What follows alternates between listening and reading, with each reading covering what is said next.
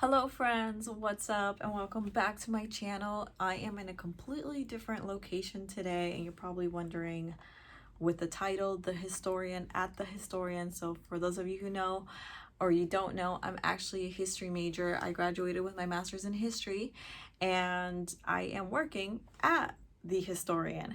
So a little bit of a background on that. I actually work for Phi Alpha Theta. It's an American Honor Society. Specifically for undergraduate and graduate students or people who are in the field of history. And I work within one section of Phi Alpha Theta. I am more focused on the historian and I help my professor. I call him my professor because he's been my professor for so many years. And if you watched my other videos, you know that Dr. Perry, I look up to Dr. Perry a lot, but that's why I call him my professor, but he's also my boss at Phi Alpha Theta. He's the executive director and he hired me to help him out with the historian. And yeah, I kind of want to talk a little bit about what I do here. You know, as you can see, I have a ton of books here, books that I've been going through. What do I really do with the historian? Because this is actually just one of my part-time jobs. I have another job and I can't really film that, but I thought it would be interesting for you guys to kind of see what somebody in the field of history can end up doing, because it's not always just teaching. So it can be research, it can be this type of work that I do here. So yeah, if you want to see more videos like this, just let me know. Make sure that you like this video and subscribe to my channel. And oh, and I have the sweatshirt. I didn't put it on because I have this jacket on, but here it is.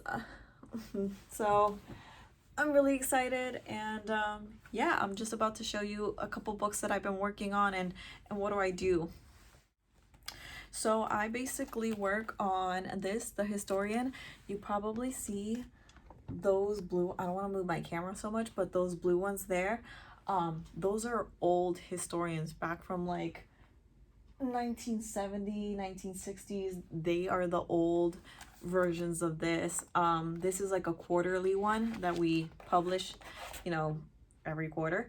But I kind of want to read just this little paragraph for you guys, so you get an idea of what the historian is. So, The Historian, founded in 1938, is a peer-reviewed journal of historical scholarship publishing articles, essays, and reviews on all periods, regions, and topics within the discipline. The Historian serves as a point of reference and dialogue across the fields, many communities, from aspiring and emerging scholars to established figures in the field, from community colleges to major research institutions across the United States and around the world. The journal's affiliation with Phi Alpha Theta, the National History Honor Society, allows it to reach a large and diverse audience of readers, from undergraduates to senior scholars, making it a particularly valuable point of contact for all who read and write about the past. The Historian is also noted for its extensive book review section. This section covers a broad area of recent publications, affording the reader an up-to-date survey of works in the profession. It's basically, people send their books to us, recently published books. So think about books within the year 2020, 2021. And we try to publish the most recent reviews. So what happens is, here's an example. This book right here, when was it published? Okay, published in 2021. So this is a very, very recent book. Dr. Perry actually handed me this book a few days ago, and he's looking for people to write a book review on it so we can publish it for the historian, right? So he was like, see if you can find anybody that, you know, would fit perfect for this book to review it. So it's called Journalism and Jim Crow, White Supremacy and Black Struggle for a New America. And some of the things that I do is I look at the back of the book and I view who's already written a review on it. Obviously, we don't want to reach out to this person again if they already wrote a review, right? So I'm like, okay.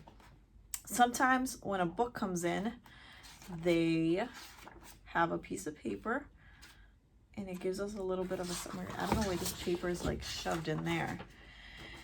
It gives us like a summary of the book and, you know, the editors on the book. And we always keep it in there because what happens is when we do find somebody to review this book, we ship the book to that person to review it. And Dr. Perry will give them like a certain amount of time for them to write the review and send him back the review. But what I do is I kind of check who's already written a review. So I log into the USF website. I go to JSTOR. I type in the title of this book. And if I see reviews already written or a lot of reviews, then I'm like, okay, we don't need to write another book review on this book. If I see nothing, then I'm like, okay, nobody's written anything yet. So I can just start looking within the field of who would be a perfect fit to write a review on this book. So sometimes it may or may not happen. I'm like, oh, I get an idea of a historian. And then I'm like, I think that this would be a perfect historian for this book. Sometimes it'll happen. Sometimes it doesn't happen, you know? So then I have to start doing my own research. I kind of like to look at, you know, other graduate programs and professors that are there and what they're teaching and seeing like, okay, will this work? Will this book kind of work with them? So I'll see if I can point the camera to my computer and show you an example. Okay, so I basically looked up this historian and I thought of her because I actually read this book, Chained in Silence, in one class that I had when I was a graduate student, and I thought, okay, maybe she might be a good fit for this book. So I jotted her name down, and let me see. I had another person as well. This professor as well is an associate professor, history and African American studies, at Duke, and I kind of went into, you know, things that they, let's see, freedom struggles, African Americans, World War One. Okay. And then this professor is on leave, which is interesting. Sometimes, you know, you have to think about people, and if they're on leave, they're probably on sabbatical, they're probably working on their own research. So she may be a good professor to reach out to write a review, or maybe not. She might be a little bit busy on her work. Then I thought of Rutgers. They have a great African American studies, you know, area in history. So I thought maybe this could be a great professor to reach out to.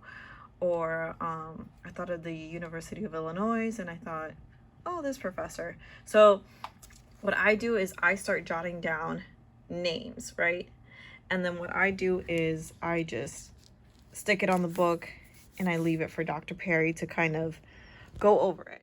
I had to switch the camera back my way because I was like, it's kind of uncomfortable, like showing the computer and then the book right here on my table. But yeah, I do a little bit of that. And so these have been the books that we've been getting. I'm gonna see if I can do a little bit more of a zoom in, and then I'll show you there's more books in the back. But basically what I do is kind of do that sometimes. Let me see if I can, let me see if I'll grab this one and just drop a piece of paper. Okay, so this book right here, it's all wrapped, right?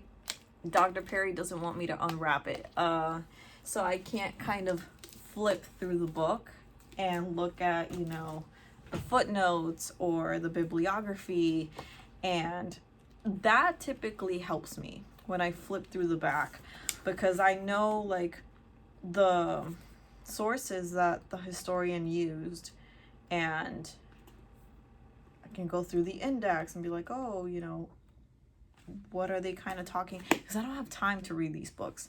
I can kind of look through the introduction, you know, but I can't really read these books, and I can't write in them either if we're sending them to somebody else to review. We want to give them a fresh book. We don't want to give them something that I've been flipping through and reading a lot. But with this one, I can't go to the, you know, back of the book and see if they have a bibliography section and kind of see, oh, let me see who they kind of referenced for their book.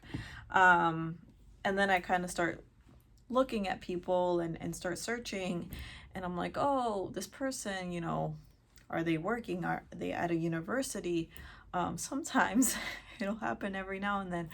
I'll search a name and I'm thinking this perfect person to do, you know, a review for this book.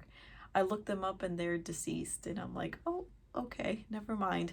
So sometimes I look at who they referenced and then what book they published and the year. So if I know a book got published in 1960, I'm like, I don't think this person is no longer here with us and won't be able to write a review. So, you know, I'm trying to look at something a little bit more recent. And some people, it works sometimes and sometimes it just doesn't, because people are also busy with their research and their books. But I'm like, it's a review, people. It's 500 words. It's not like we're asking you for more than that, right? Then I was also looking at this book this week, The Boarding School Voices, Carlisle Indian Students Speak. I've heard so many things about the Carlisle institution, and to, you know, kind of go through a book of these individuals that went through the school and this institution and what they went through. I think that's a great history. And part of me just wants to take this one home and just read it myself, but I know I can't. And the only reason I could is if I asked Dr. Perry and be like, can I take this home and can I read it? He might make an exception for me, but I probably would have to write a review. Not that I would mind writing a review, but it's probably better for somebody else to do it. So I'm going to show you a little bit of here and a little bit of the back. Okay, so this says June 20th, June 2020, and that means that all these books right here, we got them during the month of June of 2020. And then here as well says June 2020, all of these as well. And then here we got books August 2020. August was a little bit slower because then we moved down to September and there's more books there. So month of August was not that great.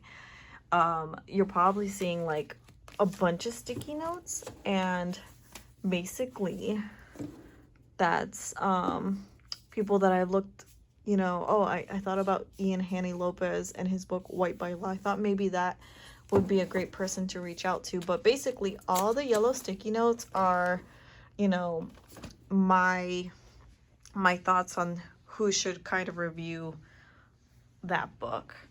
Then like I said, we have September there, we have October there. I think this was a book he wanted to send to somebody, but he couldn't find anybody. And then I looked up several other names and I was like, maybe you should reach out to those individuals. And then we have books here as well, and more in the back. I will get to the back. Okay, then we have all of these. So that is month of June of 2021. We have July of 2021. Here we don't have any stickies, but this is basically the books that came in when I started working here. So this was probably around the month of September, October, and then here we have like probably November, December. These are very, very recent books. That's why there's not a lot of stickies on these. So yeah, I have all these boxes and all the labels have been taken off. So they're like ready to use for shipment. Yeah, so that's basically another thing. So when the book comes in, it comes in a box. I open up the box, see like this, and book is typically in here, and you know, I take the book out, kind of look at it, and then I do take the label off. I'm working on this, taking this label off, because I am going to reuse the box. But what I end up doing is I flip the box a completely different way. I know you probably don't want to see this. You're like, why do you care? But it's important because I'm reusing it and I'm recycling. And I make it so the label's inside, not outside. And there we go. I just reuse this box and just ship another book out. So that's a great way to kind of recycle. So I've been doing that, but these books kind of take me a little bit of time, especially if they're wrapped. That's the part that sucks, because just Dr. Perry doesn't want me to unwrap them from the plastic. I can't go to the back of the book and be like, okay, who did they kind of use for their sources and look up people. So I have to use a different method. I do go to JSTOR. I check out if it's been reviewed.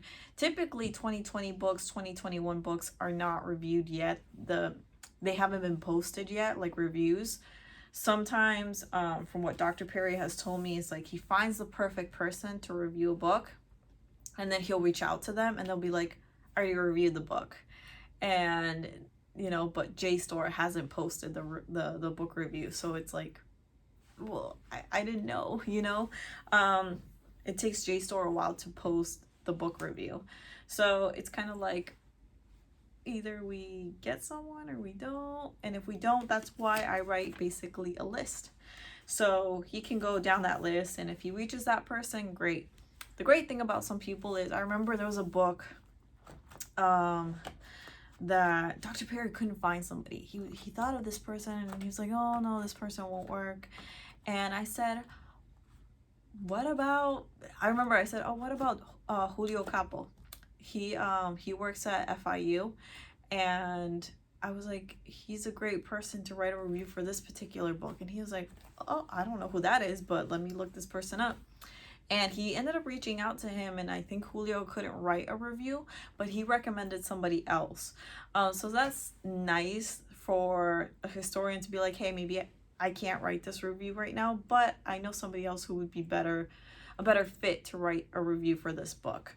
Or some people are like, oh, I actually wanted to read that book and it's on my list. I just haven't gotten to it. So it's a perfect excuse to read the book, get the free book, and write a review on it. So it's a work in progress here. So I'm here pretty much 3 days a week doing this. I actually enjoy this job. It gives me a completely different sort of experience of other things that I've done. I love TAing. I loved being a teaching assistant. I loved my research assistantship that I did for Texas A&M, but this gives me a completely different insight of what to do as a history major. So yeah, I think that's it for today's video. Today's video was really, really short, but I kind of wanted to show what I do at this job because I really enjoy it. And I feel like I am surrounded by books. And then like one of the shelves in the back, it looks like it's gonna fall. And one of my friends and I were joking, and I'm like, one day you're just gonna find me in an avalanche of books back here. But that's why I moved them to a table, because I was like, if I keep piling books up there, it's just gonna all fall down on me. But yeah, I really enjoy this, and I really hope you enjoyed this video. I could probably do one day a live, but I don't know if you want to see me do a live just researching historians to match up with the book. You may be interested in that, or you may not, but I like to. It takes me down this rabbit hole of people I've like never seen or heard of, and I find it so fascinating and interesting, so I enjoy this job. But I hope you enjoyed this video, and please make sure to like it and subscribe to my channel, and yeah, I'll see you on the next one.